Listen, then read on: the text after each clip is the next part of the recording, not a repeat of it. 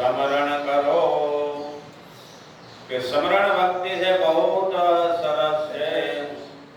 એટલે આત્માનું દર્શન કરવા માટે શ્રોતવ્ય મનથી કહે કે મંતવ્ય એનું મનન કરો, વાર વાર મનન કર્યા કરો. જેવી રીતે તમે કોઈને પૈસા આપ્યા હોય તો વાર વાર યાદ કરો ને. કોઈ ઘરેણા આપ્યા હોય બીજાને લગ્નમાં પહેરવા માટે ભૂલી જાઓ કે ભૂલી જાઓ?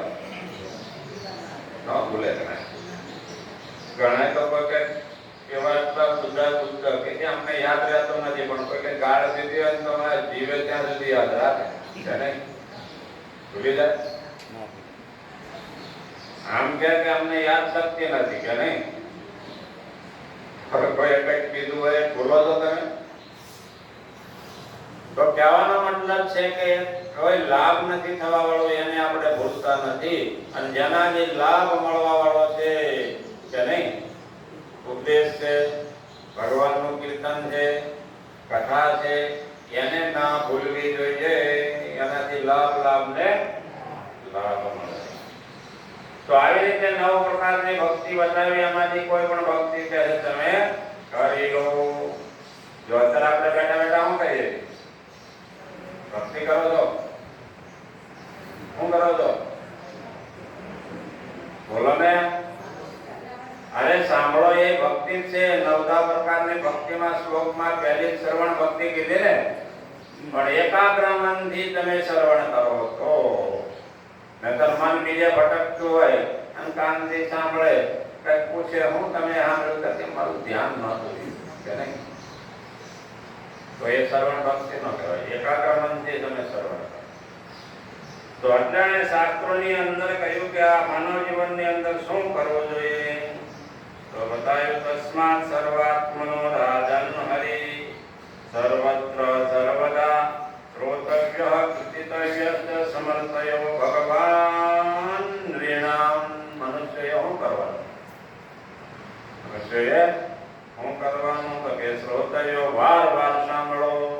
ભૂલી જતા શું કરવાનું? ઘણા કે ઘણા ભાગવત સાંભળી નાખ્યા કે નહીં? શું કરે? હા, રાખ્યા નહીં, નાખ્યા. તમારે બહુ ઉદાર છે બધા કે, કારણ કે લેતા નથી કે અમે કહે કોઈ તો કે નહીં લેતા નથી. ગમે એટલા ભાગવતની કથા સંભળાવો તો કારણ કે જે લેવા લાયક હોય લેવું જોઈએ, ના લેવા લાયક છોડવું જોઈએ. તો એનાથી આપણું કલ્યાણ થાય. શ્રોતવ્ય કીર્તિતવ્ય સમર્થવ્ય. વાર વાર કે છે કીર્તન કર્યા કરો, જીભ દ્વારા શું કરો? વાર વાર પછી સ્મરણ કરો કે છે. હવે આગળ ભગવાન બતાવે છે દ્વિતીય સ્કંદની અંદર બહુ સુંદર બતાવે છે કે, તો સુંદર બતાવતા પ્રત્યેક સ્કંદની અંદર અમુક અધ્યાયની અંદર શાનું વર્ણન કરે છે, શું પ્રશ્ન પૂછે છે, શું જવાબ આપે છે, સુંદર વિસ્તાર પૂર્વક સમજાવેલું હોય છે. તો અહીંયા દ્વિતીય સ્કંદની અંદર ત્રીજા અધ્યાયની અંદર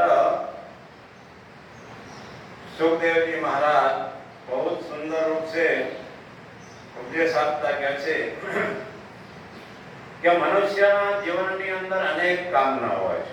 નથી હોતી? અનેક કામનાઓ હોય છે અને કામના પૂરી કરવાની ઈચ્છા પણ હોય છે. એની ઈચ્છા કરતા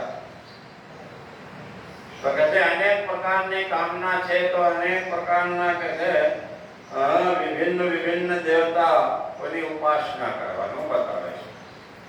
તમારે જે કામનાની ઈચ્છા હોય એ દેવતાઓ ની તમે ઉપાસના કરો તો તમને જલ્દી ફળીભૂત થાય. જેમ કોઈ રોગ હોય તો તમે ડોક્ટર પાસે જાઓ તો જલ્દી દવા આપે, જલ્દી સારા થઈ જાય ને. જેમ આપણી જે ઈચ્છા હોય એની અનુસાર કહે છે તમારે દેવતાઓની ઈચ્છા કરવી, એની ઉપાસના કરવી કહે છે. આપણા જીવનની અંદર આપણે બ્રહ્મદેવને મતલબ પ્રાપ્ત કરવો હોય, કહ્યું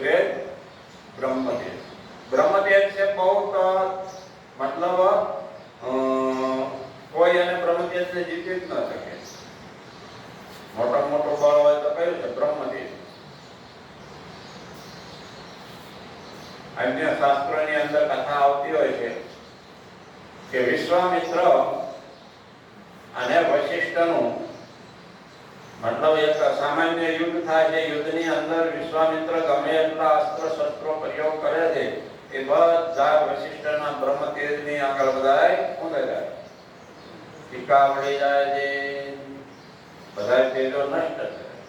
કારણ કે બ્રહ્મ તેજ છે એ સર્વશ્રેષ્ઠ બ્રહ્મ તેજ. જેવી રીતે ઉપનિષદોની અંદર પણ કથા આવતી હોય.